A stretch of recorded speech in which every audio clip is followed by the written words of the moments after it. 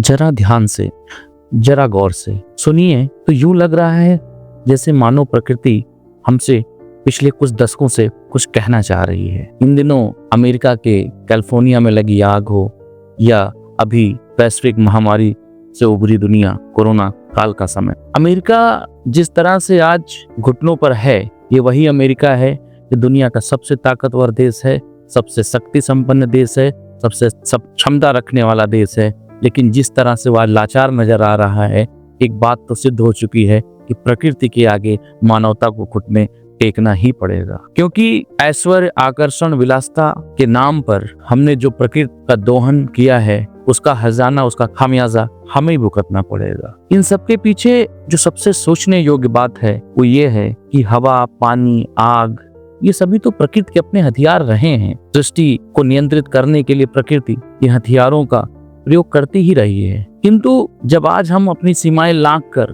अपनी परिधि को पार कर प्रकृति का अतिशय दोहन कर रहे हैं, तो यही हथियार हमारे खिलाफ उठ खड़े हुए हैं। विकास, वैभव, विलासिता के नाम पर हमने जो प्रकृति का दोहन किया है, वो आगे चलकर निश्चित रूप से हमारे लिए चिंता का सबब बनेगी। क्योंकि आज आग में लिपटा ये गिरा वही अमेरिका है जिसके राष्ट्रपति कभी ये कहते थे कि ये अमेरिकी अपने जीवन शैली से समझौता नहीं करेंगे, उसके लिए चाहे जो भी प्राकृतिक दोहन करना पड़े। हाल ही में पेरिस जलवायु समझौते को छोड़ते हुए अमेरिका ने यही तर्क दिया था कि हम कौन सा प्रकृति का नुकसान कर रहे हैं और हमें कौन सी प्रकृति को लेकर इतनी चिंतित होने की आवश्यकता है। वैश्विक मानवता को आज ये ध्यान रखना होगा कि ना तो किसी भी देश में आग लगते समय लगेगी और ना आग फैलने में। अमेरिका में आज वो घर भी जल रहे हैं जो बिल्कुल समंदर के किनारे खड़े हुए हैं। तो ऐसे में हमें विकास के नाम पर प्रकृति का जो शोषण का प्रयास हम कर रहे हैं, उसे कहीं ना कहीं सीमांकित करना ही होगा। हमें